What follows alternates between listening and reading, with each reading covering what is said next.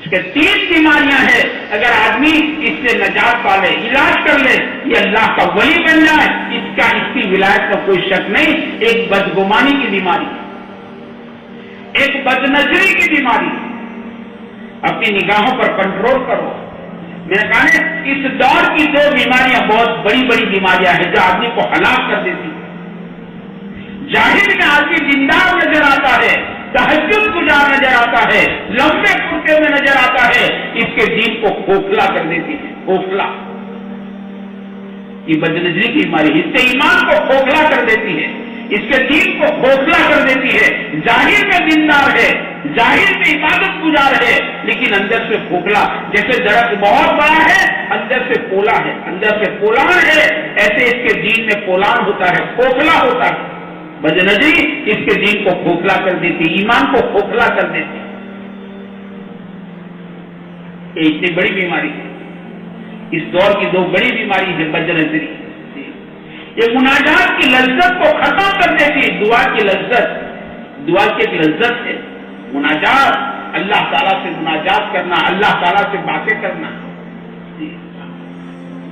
مناجات کہتے ہیں اس کو۔ مناجات بندے کا بہترین حال لکھا ہے، حالت مناجات بندے کا بہترین حال ہے۔ ہمارے بہت بڑے بزرگ تھے، یہ فرماتے تھے کہ جو مزہ پہلی رات کی دلہن کے ساتھ نہیں آتا وہ مزہ مناجات میں آتا ہے۔ مناجات کی ایک لذت ہے۔ ہر تمنا دل سے رخصت ہو گئی، اب تو آجا اب تو خلوت ہو گئی۔ ہر تمنا دل سے رخصت ہو گئی، اب تو آجا اب تو خلوت ہو گئی۔ یہ مناجات کا مزہ ہے، ایک مناجات کی لذت۔ اس کو دعا کے اندر مزہ آتا نہیں، یہ ہاتھ سے اٹھاتا ہے اور پھرا دیتا ہے منہ پر، کیا مانگا کس سے مانگا نہیں معلوم۔ مناجات کی لذت کا بدنظری، ایک بدگمانی اور ایک بدنظری۔ اللہ حفاظت کرے، اگر اللہ نے حفاظت نہ کی یہ بیماری کہتے آدمی کو ایمان سے ہاتھ دھلوا دیتی ہے، آدمی ایمان سے ہاتھ دھو کر چلا جاتا ہے۔ ہاں اللہ حفاظت کر لے بس، ورنہ اتنی بڑی بیماری ہے، اس کا انجام یہ ہے آدمی ایمان سے ہاتھ دھو بیٹھے۔ اور تیسری بیماری کہتے ہیں غیبت۔ 3 بیماریاں ہیں، اگر 3 بیماریوں سے آدمی پرہیز کر لے، اس کا علاج کر لے، اس سے شفا حاصل کر لے، بدگمانی، بدنظری، میں نے کہا اس دور کی بہت بڑی بیماری ہے بدنظری اور غصہ۔ میں عرض کرتا تھا اس دور کی 2 بڑی بڑی بیماری ہے، بدنظری اور غصہ۔ بات بات پہ آدمی غصے ہو جاتا، غصہ بہت جلدی غصے ہو جاتا۔ پہلے زمانے میں ہمارے بڑے بوڑھے اتنے جلدی غصے نہیں ہوتے تھے، اس دور کی بیماری ہے، آدمی بات بات میں غصے پر ہو جاتا ہے، بیوی پر غصہ، بچوں پر غصہ، ماں باپ پر غصہ، پتہ نہیں ساتھی پر غصہ۔ غصہ اس دور کی بیماری ہے، اسے ایمان والوں کے صفات میں بیان کیا، غصے کو پینے والا ہے، غصے کو پی جاؤ، غصہ پی جاؤ، غصہ پی جاؤ۔ اس آدمی کبھی غصے میں ایسے کام کر ڈالتا ہے پھر یہ روتا ہے کہ غصے میں ہو گیا۔ لمحوں نے خطا کی، صدیوں نے سزا پائی۔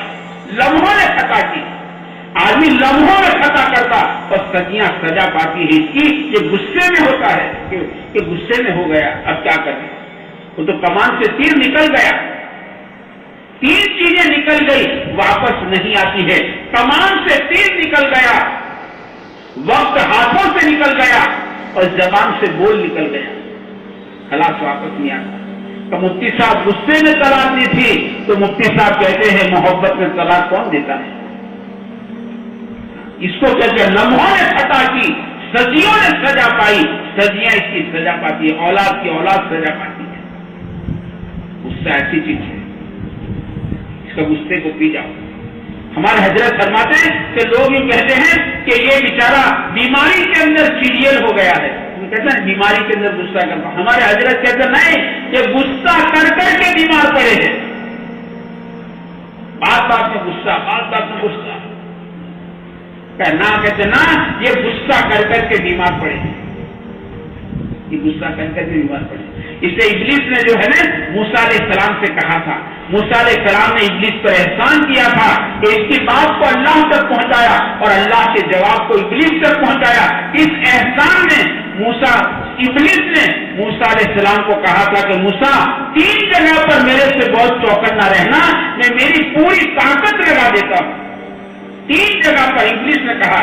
एक गुस्से में, इब्लिस ने कहा गुस्से में, आदमी गुस्से में अकल खो बैठता है, आदमी सबको बेखुद बेहोश हो जाता है, इसे कोई अकल नहीं होती। मैं क्या करता हूं, मैं क्या बोलता हूं, मैं किसको मार रहा हूं, मैं किसको बोल रहा हूं, मैं क्या बोल रहा हूं। बाजे बोल ऐसे होते हैं कि निकाह फासिद हो जाता। इस आदमी को पता नहीं, पूछता नहीं मुफ्ती को। बाजे बोल ऐसे होते गुस्से में, इसके निकाह को फासिद कर देते। गुस्से में आदमी अकल खो बैठता है। तो इब्लिस कहता है मैं गुस्से में पूरी ताकत लगा देता हूं, मैं मेरे से बहुत चौकन्ना रहना गुस्से में। इसका गुस्सा हो तो पी जाओ, खड़े हो तो बैठ जाओ, बैठे हैं तो सो जाओ, वुज़ू कर लो, वो जगह छोड़ दो। हमें तदबीर बताई है।